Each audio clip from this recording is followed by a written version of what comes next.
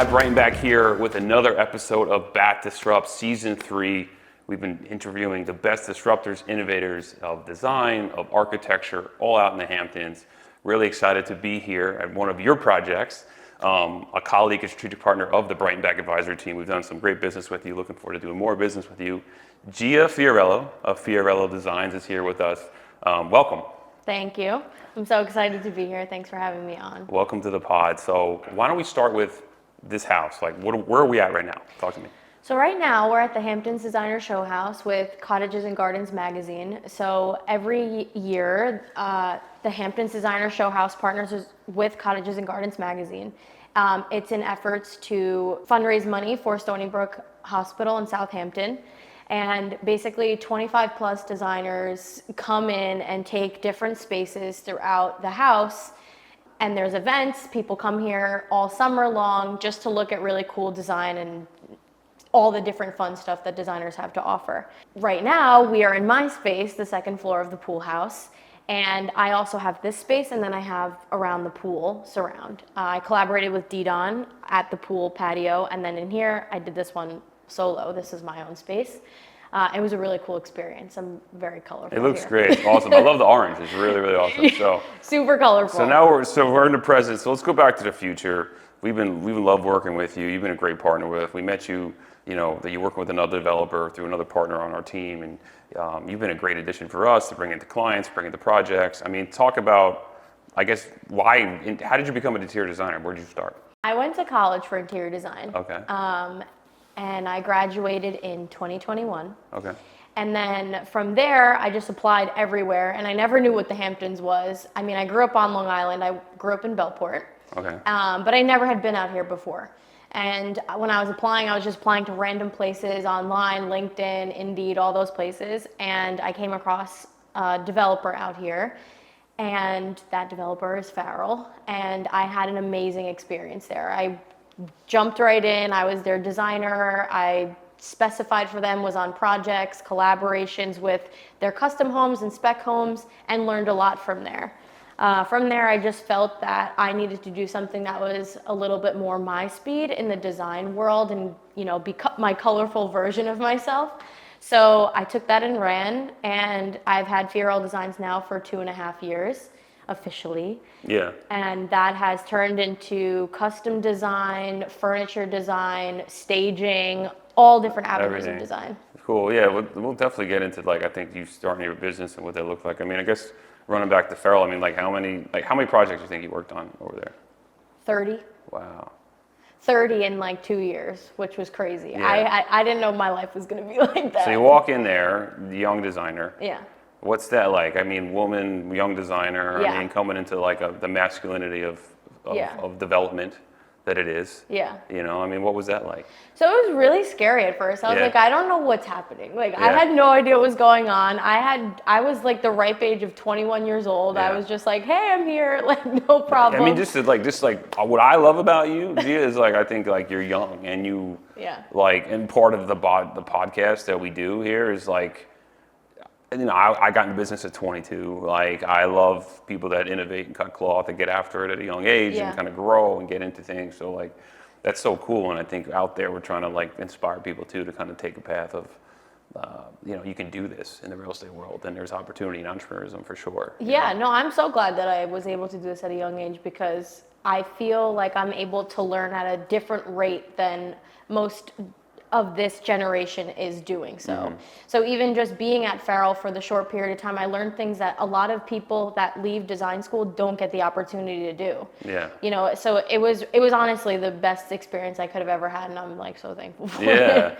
So what did you do for them? You just you bring you'd be the head designer on a project. Yeah, so when I first started, I was mostly doing CAD for them, tile elevations to print out for job sites and coordinate with the project managers, develop schedules, work on plumbing fixtures, things like that. And then it just really transformed into, meetings with custom home clients, filtering what they needed to get done, preparing schedules and picking out furniture. And then I got into their multifamily sector, and I was designing their clubhouses and staging their, models that they needed for people when they were coming to rent apartments and things like that. And then on the back end of working there, I delve into their Florida endeavors a little bit and worked on their multifamily there, which was really cool too. So what's the difference between like design-wise, Florida, Hamptons? Like what's well, I have a lot of business in Florida too now for myself, Yeah, like so I'm able to really see that difference. Florida just feels like, I don't know, so much more laid back. When you're here in the Hamptons, and construction and design together is very upbeat. Everybody's like running around. It's New York. You got that New York vibe. Oh my God, so New York. And when you go to Florida, everyone's like, okay, like, let's chill. We'll do this. It's okay. Like, we'll have a meeting about it. Here, it's like, all right, let's go, go, go, go, go. Yeah. And so the hustle and bustle here in New York versus the hustle and bustle in Florida, it's very different. I mean, I worked on a project in Florida that took 3 years, and the same size project here in the Hamptons is 1 year. So it's just a total different speed there. Yeah. So I think speed is the biggest difference. Such a big connector. I mean, I call it, and I made some content about this. Like, I feel like the Hamptons is the reverse snowbird. Yeah. I'm gonna go like trademark that, I think. Yeah. But it's like it is. It's like I feel like Florida. I mean, you have all these expats from New York that went to Florida, and it's just our markets are so connected. And now you have those people coming here for the summer because it gets so hot down there. But then they're still there. Like it's a reverse snowbird. They're there fall, winter, spring. Yeah. They're here, and then they actually leave the Hamptons kind of early because the Florida kids go back to school. Yeah, exactly. So you have this whole kind of. They're here for a few months, but they still get the tax benefits and all those things they get in Florida. So it's just a pretty great lifestyle. I'm actually kind of jealous of it. I am especially too. in February when I'm like 10 degrees here. Yeah. So it's interesting. So I mean, like going back to your Fiorello experience, I mean, like what was your favorite project you worked on over there, if you can name one? Like what's your shining one? Like you're like, yeah, like we really crushed that. So I really liked working on their Stewart multifamily project. It was a big multifamily project in Stewart, Florida, and it was apartment buildings, and there was a community center for them to go, like the people that lived there to go to, and it had a gym, it had offices spaces, it had pool tables, outdoor pool living, all that kind of stuff. And that was a really fun experience for me because that's a total different process of timeline for building. Like you have to really meet certain specifications. It's not working with a custom home client. It's designing for a public, you know what I mean? Like the public people that are coming to live here. You have to design for everybody and, you know, resonate with what they like too. So it's not just working one-on-one with someone, it's designing for a bigger range of people, which I really enjoyed. I like seeing more people interact with the space. So I think that was my best project working on with them, and that's my shining star, and that's where I learned I loved color, because in Florida you can use color. Oh. So when I started that project, it was very colorful. Yeah, it's funny. It's funny you said multifamily. I'll be like, I worked on this ocean. It's cool. Like I mean, love that. I like those houses. No, but too. I love that you were like, that's like really. But like, when did you know you wanted to start your own shop? Well, I just had one opportunity while working there that came across my lap. Is that always in the cards for you? You think? Yes, but I didn't think this soon at all. Yeah. Like I thought I would be there for like, I don't know, years, and just like really gain all the experience. I loved working there. I really did. Like I had such a great relationship with everybody. Yeah. And I really vibed with everybody. But I had this one opportunity, and I was like, why would I not take it? Yeah. So taking that opportunity and taking that jump, it was really scary. I was so scared. I was like, oh my God. I feel like an entrepreneurism, even from my own journey of this team, what I've done, it's like you see the window and you may not be ready for the window. Yeah. And you may not feel prepared, but the window is there. Yeah. And you have to like go through the door. No, yeah, I jumped out the window. Yeah, you're like, I'm going. Really You have to move, and that's really cool. I mean, so what do you do? So you feel like, all right, I'm gonna make this move. Yeah. And then like, did you like set everything up and then moved, or like you So kind of moved and then did after the fact, or like? Yeah, so while I was working there, I opened up an LLC blindly. Like I had no clients or anything. I was like, oh, let's just see what this is. Like maybe if I get something on the side. And I had like one little bathroom renovation that I did, something so minuscule. And that's when I was like, okay, wow, I think I could do this. And one bathroom renovation is nothing like the operation I now have. So seeing where that started to where it is now is really crazy. But jumping from that one project that I left from Farrell, I had no idea what I was doing. I mean, those clients, I love them to death, and we have the greatest relationship now because they didn't know up until a year ago that they were my first client. I don't know how they didn't know that, but it was really funny when I was talking to them, and they were like, you didn't even show that you were uneasy about anything or nervous or that we were your first clients. Like, we would never have known that. And Yeah. that was really cool for me to hear because I was like, wow, how did you guys not know that? Yeah. I mean, I had a Sometimes they do know, but sometimes they don't. But that's Yeah. interesting they didn't know, because I always run it back because I had this guy. Shout out to Jordan if he does watch this. I know he was one of my first clients when I left work with my mom. Yeah. And Jerry Maguire, when I don't know if everyone's gonna know this reference, but maybe I'm showing my millennialism by like talking about Jerry Maguire. But Tom Cruise goes out on his own from the sports agency, Yeah. or gets fired, and then he goes out and starts his own business. And his first client is Cuba Gooding Jr. The guy, like, wow. show me the money guy, Yeah. show me the money, and he's like, I always think about like that situation, Yes, right? yeah. You have one client and you really lean into it. Like, so I had a client when I first went on my own, and he wanted to live on the corn.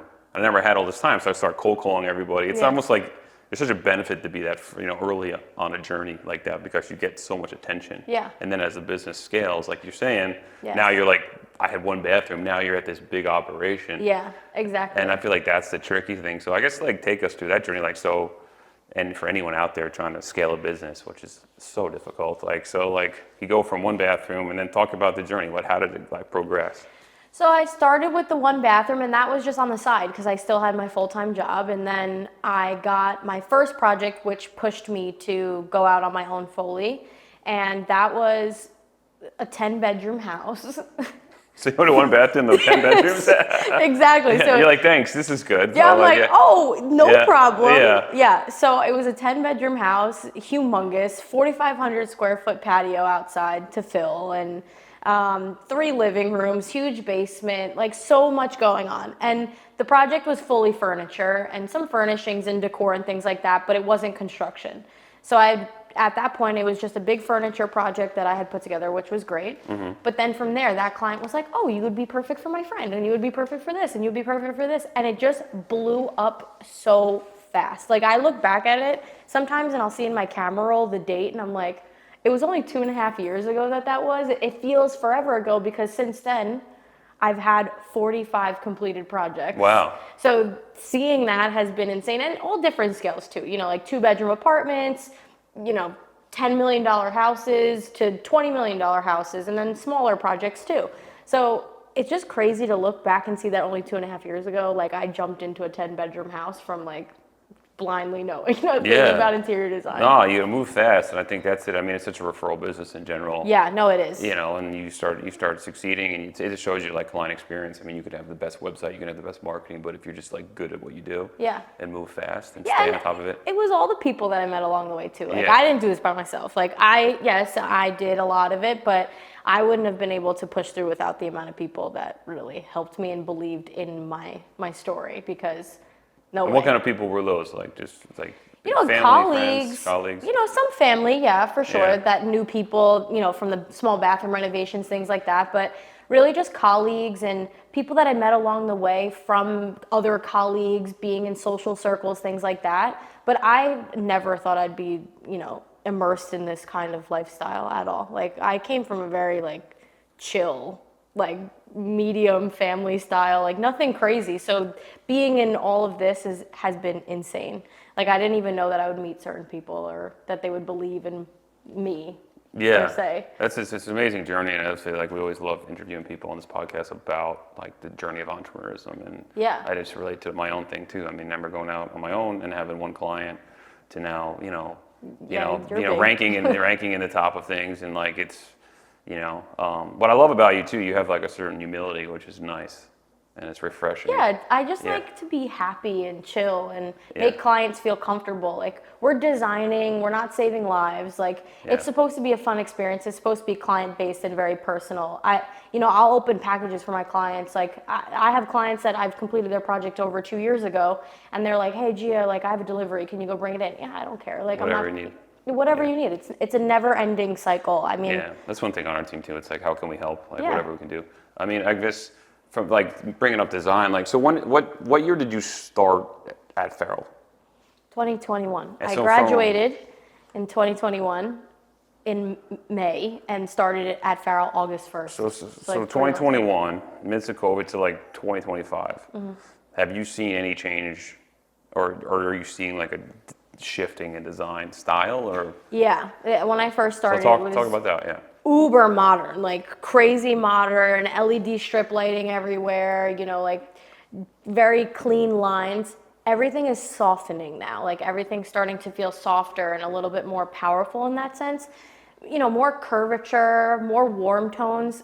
When I first started, everything was like blue and silver and polished chrome and black and all these different colors. Now it's starting to feel very like warm and cozy and Mediterranean style, I feel like I want to say. I'm seeing a lot of, but also people are not scared of color anymore. I feel like people were scared of breaking either like the warm or cool tones, you know, like the browns and the blacks and the beiges and the grays and all those, you know, monochromatic palettes. Now people see color and they're like intrigued by it. Yeah. I will say that Hamptons, I feel like, went from more or less some of the darker or like grays, and I feel like it's getting a little bit more neutral, but other sides of neutral colors as well, but like a little bit less of like, I guess, warmer instead of like some of those grays and darker blues. Yeah, I felt like it was a lot of, you know, like Benjamin Moore Stonington gray was like the staple of the Hamptons. I felt like every house I walked into, that was the color that it is now.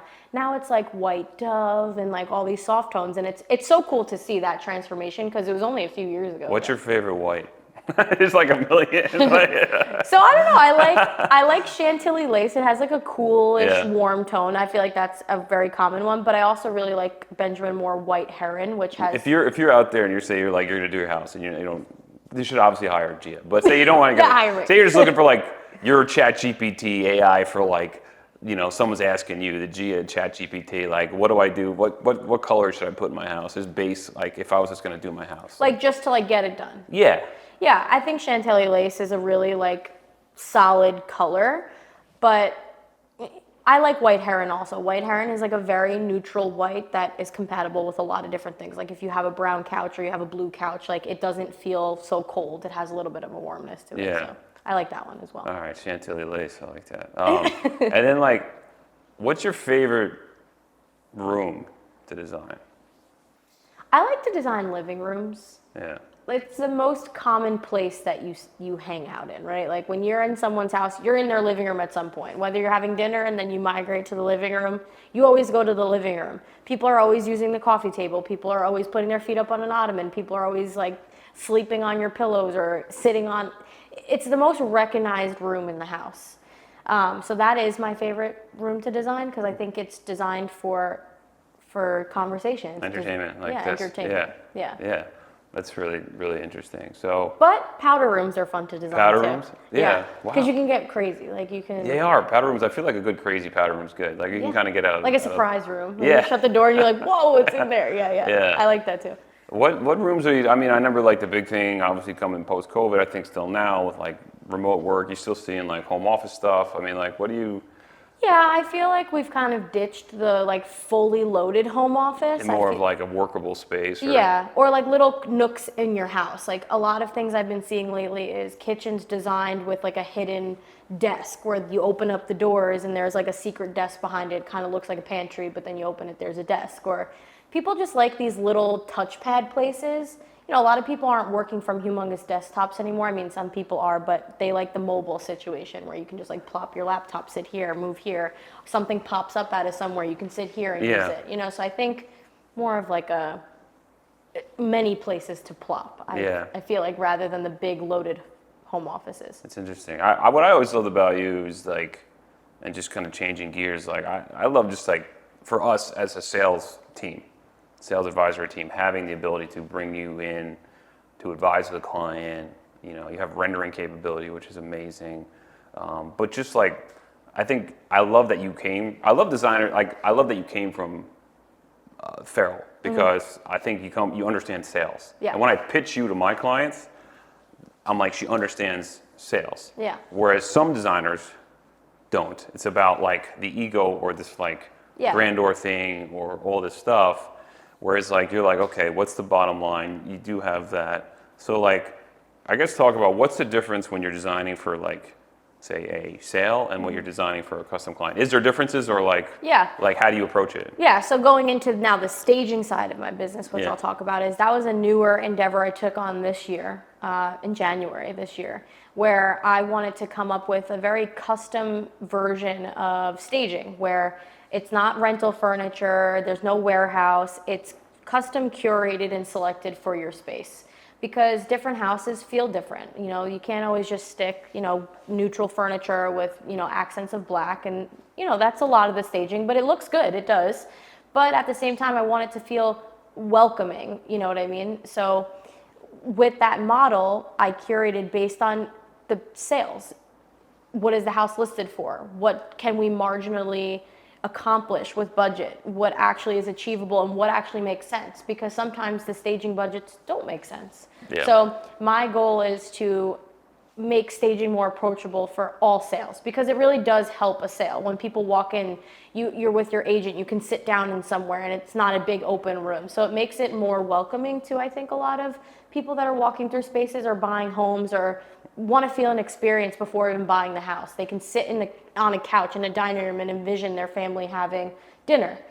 But sometimes those staging models deter people or sellers or agents or whoever to take on the cost, because it's a struggle.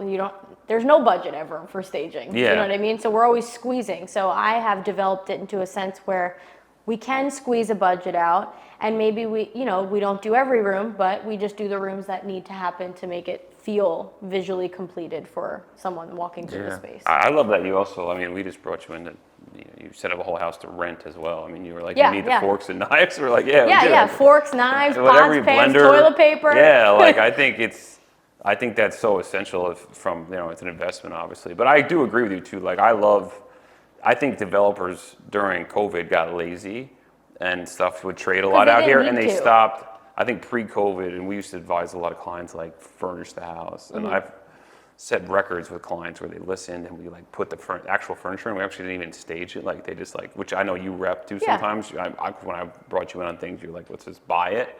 And I think that's such a good thing, because like when you come into it, you can always repurpose that furniture. Like, Exactly. I actually think it's almost better like when they just work with someone like you, they purchase it and they set it up.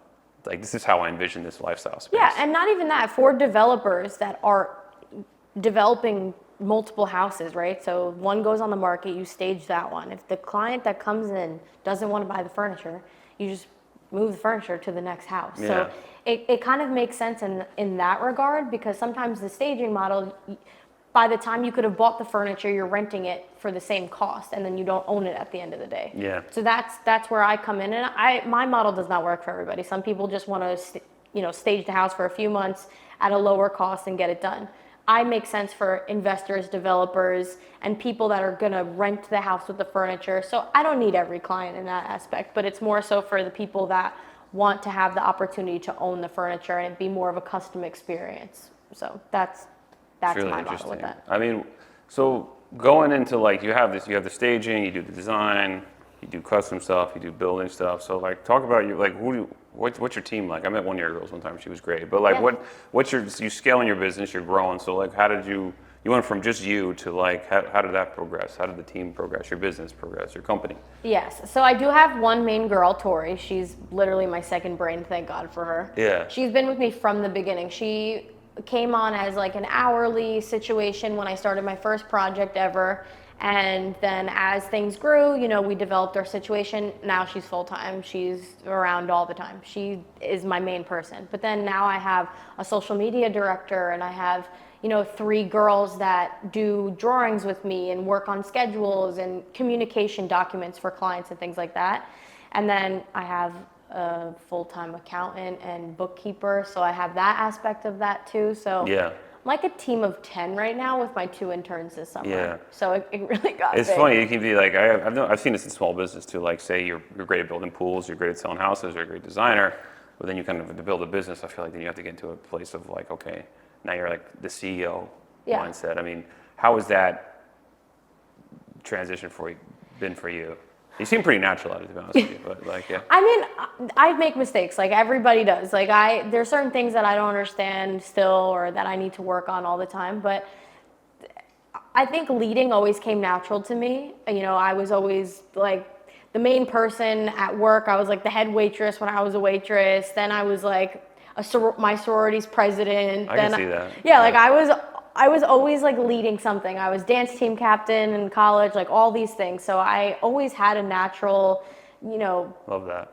thing about leading. And then I always knew I wanted to have my own business. Like I always like came up with side quests when I was younger. Like I want to start a pillow making business. I designed jean jackets for a while, like random little things. Yeah. But I think when I started this business, what really made it happen for me was my team. Like they want to do bigger things, and seeing me doing it and like relating with people that really like design and like what I'm doing made it natural for me to have these relationships with employees and become that, CEO boss girl. Like Yeah. I can't believe that I'm in that position, and sometimes sometimes I want to take a break from it, but you can't. Yeah, because everyone's looking at you like you got to make the call. I'm like, I don't know. Like, I feel help you. me. I feel you on that. Like, yeah. Yeah. Can someone else make this call? Like, I don't Yeah, I'm wanna make like, this call. please tell me if this is Yeah. right. I don't really know. But so I do struggle sometimes, but honestly, it does come very natural for me. Where'd you find your team? Like, did you come down? Did you come organically, or did you like go out looking? So Tori, I knew as like a friend of a friend at first, and she's also a real estate agent. And she was working at Pilates and a few other random things that she was doing. So she wasn't sure if she wanted to do design at first or not. So then I had said to her, I said, why don't we just try this out? Now she loves it, and she fully dived into it. But then social media was a friend, and she really liked it too. But then some of the other girls that I hired just came from like meeting them out, conversating with them, testing the water. So like really meeting people. I haven't had to do like a full interview process or anything like that. Just from your kind of inner circle of network. Yeah, like inner circle, people referring people to me. So very Organically. referral based right Yeah. now. I wasn't prepared for a team this big right now. Like I was like, whoa, what's happening when this all happened? Yeah. But now I like it. It's cool. Yeah. Yeah, it's cool having a team. I'm like, oh, my team. Yeah, no, It's like fun. You have support. Yeah. I Yeah. think like entrepreneurism, like solo and small, can be lone wolf. I always tell agents that too, that even want to come join our team is like, it's a lone wolf business sometimes on your own, and of course you can kind of keep it small, but I think having people that you gotta kind of go to battle with every day is pretty great. Yeah, like just like texting them in the morning, hey guys, here's the plan for today. Yeah, how do you run your, again, part of Disrupt is, we interview people, CEOs and team leaders and all sorts of things. I mean, but like any advice out there for, how do you run your team? Do you like have meetings? I mean, what do you like? You guys have like a weekly touch point. You have a touch base in the morning. Yeah, so Monday mornings is like touch base day. Yeah. So from like 8 to 11, I talk to all the girls, or there's also a Google Calendar that we follow. So everybody's shared with certain events that their tasks are. Yeah. So that's how it runs. I send an email out every week on Fridays mostly and say like, hey, this is what happened this week. Be prepared for this week. Everyone's on the email, whether it pertains to them specifically or not. And everyone just pretty much stays in the loop. We have a group chat that we stay connected with. And that's something that's been really easy, was the integration of Google Calendar for me. So honestly, I recommend that because you can just share events and do all these things, and it makes it so much easier. Yeah, totally. Yeah, so that's where I definitely recommend Google Calendar. Yeah. Because before that, I was missing things, forgetting things. Yeah. Yeah, it was a struggle. Yeah, we love G Suite as well on our team. G Chat. Yeah, I use G Suite. I don't really use Dropbox or any of those other platforms. I mostly use. Yeah, I think from a team working ability standpoint, we found it's a really great collaboration. Just sharing people and stuff, and everything is great. So interesting. I mean, I guys feel like kind of stepping into the future, right? You're here now. You're growing. Like, what's the future for you? Well, I definitely want to get bigger than I am. I still am very boutique. What's the goal? I guess run about. Like, what's like your vision? Like, what's your goal? Like, where are you going? What are you trying to do? What's the big goal, picture? big vision? Right, I want Fiorello Designs to be a lifestyle brand. I want it to be not just interiors. Like I want it to be, accessories and decor and parties and like a whole lifestyle. I don't want it to just stop at design. Like I want people to resonate not just with the way I design, but me as a person. Because I feel like I do have a lot to offer. Like just as a conversation, you know what I mean? Like I feel like, I can design a really nice room, but I like talking to people and bouncing, conversations and ideas off of people. So I feel like Fiorello Designs, I want it to be a bigger platform. I want to connect like-minded people that, have a thing for design, yeah, but I don't know, maybe like a magazine. You're speaking my language, platform. I mean, I use platform. Actually, our new website, Explore Platform, is a big thing. I think one thing I even noticed, like joining Compass as a brokerage, I was like, they understood it was a platform. Like agents could be plugged in to the platform that they are a brokerage, and then that you are kind of your own brand within that platform. And I feel like the best companies, it's kind of like a platform, you know. Yeah.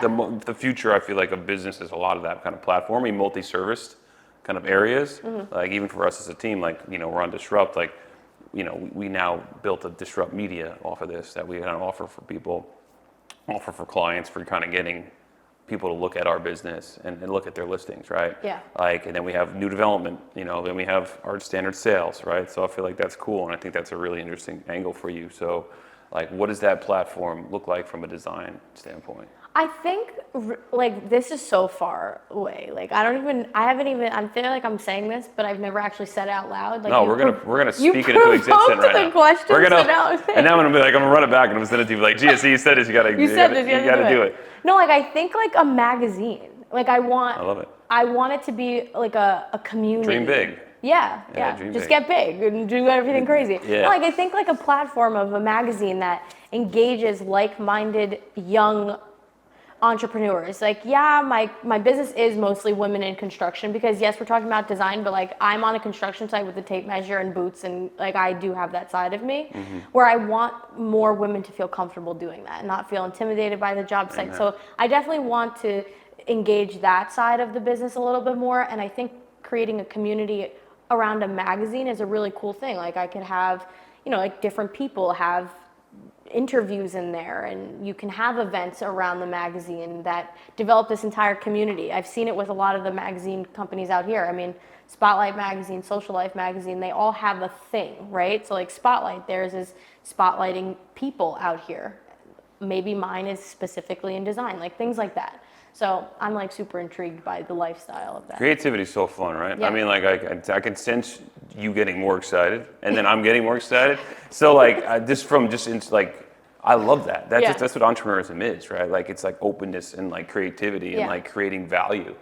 Yeah. And like it's not just about profitability, which of course it is. You want to make money, but it's a lot about the bigger ideas. Picture and like there's so what much people depth. haven't done yet, or There's so much depth to it, sure. and I think it stems from like your passion, like my passion, obviously, real estate, people, relationships, but you're like you as well, but from a design standpoint. So, but you want to create value and create a magazine, and like it's really cool. So I would say keep dreaming big, you know. Yeah, I want it to happen, but I want it to happen right. Like I feel like I keep trying to like do so many things at once because I'm so excited about it, but right now I want to focus on like the real design aspect of everything going on right now. And I've signed a few partnerships recently with, you know, developers and builders and creators and things like that, to where I want to like focus on those so I don't spread myself too thin, but I want the magazine to naturally come out as well. Like I would love for that to be, you know, like my 3-year plan. Yeah, and I think just my take on it is that I think, just speaking from what I've seen in real estate and also other guys like Ryan Serhant we had on the pod, like who's amazing. I've always looked up to him, known Ryan a long time. But just like look at the media influence on his business. Yeah. But like magazine, yes, but like media. Yeah. Like even this kind of stuff, or like digital content, like social media stuff. You know, look at the era of TikTok and YouTube, and like there's so much stuff too where you can.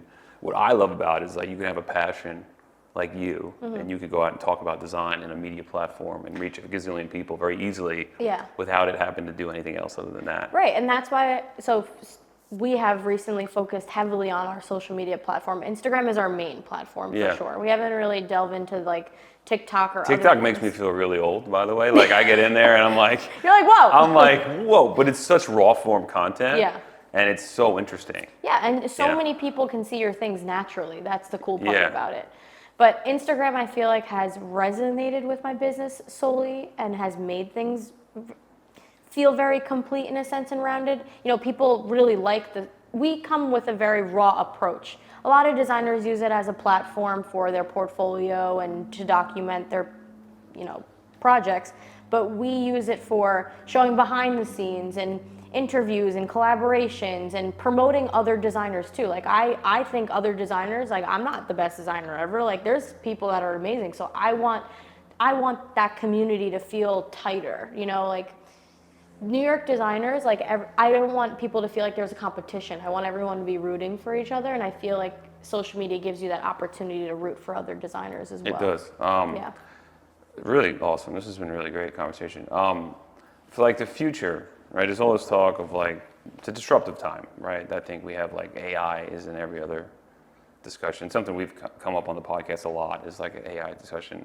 I've been on some masterminds recently that have blown my mind about AI, and even using for my own business. I mean, do you work a little bit with that? Do you see it impacting the design industry? Like, what do you think about AI? What's going on? So Or is it like kind of like an outside concept for you? Not really. I use it. I use ChatGPT every day. Yeah. Yeah. I use it heavily, ChatGPT, but not because I can't do things myself. I use it as like a... I guess, how do you use it as a designer? Yeah, I use it as like an tips assistant. So like, for example, like if a client asks me a question and I'm not sure how to respond, Yeah. I use it as like, can you give me an idea of how I should respond? Or if I'm submitting something for an article, like I'll be like, can you proofread this for me and, you know, make suggestions on how I can make this better? Or Instagram captions, I'll put the picture on ChatGPT and I'll be like, tell me a good caption that would, you know, catch people's interest or make them want to like the picture. So I use it in that sense. Sometimes too for like photoshopping, like if there's something in a photo you don't like and you're like, oh, can you remove this from the picture? ChatGPT will remove it for you. Wow. Like there was a picture that I had posted recently that had a glare on the TV and it was driving me crazy and I was like, can you please remove the glare? And it removes the glare for you. Yeah. So like you can use it in that sense, but then there's Photoshop AI, which on Adobe Photoshop, you can command it to do certain things for you. It's still a little finicky. You have to be very specific with the commands. But I use Photoshop AI too. So really, I haven't used it to a crazy extent. Well, that's pretty good, actually. Actually, this is a really cool idea. This kind of would go back with real estate. Yeah. So I recently was conversing with another agent on a listing on possibly staging it, but I feel that it's not worth staging and there's something that could be done better. Because it's an older home and I feel like people are missing the sense of what, like, it's too old that they think that it's a teardown. But what I think is really cool about it is if you walk through the space, like me specifically, and I'm like, if we change this fireplace, and like there's a videographer following me with the video, and I say like, oh, let's put tile on this fireplace, and then like AI in the video shows what I would want that design to look like. So it can walk you through the space to show what the house could be, because people visually have an issue with seeing things, you know, like people can't actually walk into a space and see things. So to do a video directed by AI, per se, where you're walking, oh, let's tear down this wall. Okay, in the video, the wall comes down. Like, that is how I want to do videos for like the future, I guess. Yeah. I haven't done it yet, but I'm gonna do it. Yeah, it seems like AI is going in that direction. It's not there yet, but like some of the video, image creation, some of that stuff. Yeah, which like also is a little integrating scary. the two. You know, like I was on this mastermind, which really blew my mind about kind of creating custom chat GPTs. Like, you know, you can kind of, they have GPTs created already, but you could kind of create one, say, for yourself, or like, say you wanted to create a CMO for your business or something along those lines. Like, you can create these like custom chat GPTs. Use chat GPT to kind of create something that's like a chief marketing officer for your business and things like that, which is pretty incredible. And you can ask ChatGPT to write a contract for you. Oh, I mean, yeah, they have legal ones. It's really like, big, it makes you such effective, So you it's kind of how I use it a lot of ways too. I think it makes you much more productive in so many different ways. Yeah, like instead of sitting staring blank on how I should, you're asked a question like, how should I respond to this? Instead of like, oh, am I saying the right thing? Just literally ask ChatGPT and it'll tell you. Yeah. Yeah, I don't think it's for a broker, or I feel like for a designer. I feel like those are two industries where I don't think it's going to ever replace us individually. No. Just because people want people. Yeah, I think for that on such a a fine-tuned level, especially in a luxury space, like you can't replace that. No, you definitely can't. There's a detail level that AI will never be able to accomplish. Yeah. Which is uber creativity. Like no one's going to be able to top, a person's brain. Yeah. So you got this design. The future is maybe this magazine. I'm gonna look for this. I'm gonna hold you to it too. So I'm gonna look for this magazine. Coming soon. Yeah, coming soon.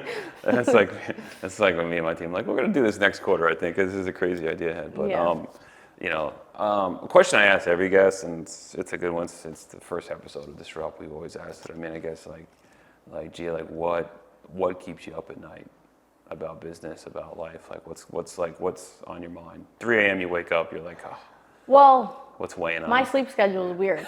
You are up late, actually. I am up very late. I go to sleep around 3 in the morning Wow. and wake up at 7:30. So that's my timeline. Yeah. So what keeps me up at night? I don't really know because I'm You're always like, I'm right awake. I'm wide I just work awake. my way through it. Yeah, I'm always wide awake. I guess what's the concern? What worries you? Like, what's that main thing that's like? Just like sometimes I feel like I'm forgetting something, or there's so many things going on. I'm like, oh, did I answer this person? Or it's mostly that. Like it's like a running to-do list that I feel like, oh, Yeah. did I miss something? It's more so that, and sometimes I'll come up with an idea. I'm like, why didn't I think of that at 2 p.m. in my meeting today? And I'll get up and I'll go to my computer and I'll be like, okay, time to design. Yeah. There's been nights where like I've gotten out of bed at like 2 in the morning and just went to my computer and designed something. Yeah. Yeah. I feel you. I feel like that's something that I do too. And I have little kids, so sometimes they wake me up in the middle of the night, and then I'm like, great. Now I'm staring at the wall thinking about real estate at 3 o'clock in the morning. Exactly. But I think that's what you kind of need to succeed. Yeah. I sense that on you, and I think we'll wrap it at that. It's been so great having you on, Gia, to thank you. Disrupt. You're awesome. We're excited to work with you going forward. Yeah, me Tell everyone where they find you. Give your Instagram or your website. Oh yeah, Fiorello Designs on Instagram. What's your website? Oh, well, it's GiovannaFiorelloDesigns.com, but it's on my Instagram. So if you see it in my bio, there's a direct link to my website. Well, there you have it. We'll link it up in the bio. Thanks again for joining us. Another episode of Bat Disrupt. Thank you all for joining our community. You know where to find us at Matt Breitenbach, at Breitenbach Advisory. Check us out, YouTube, Instagram, TikTok, all the above. Website, batrealestate.com. See you guys out there. Talk to you soon.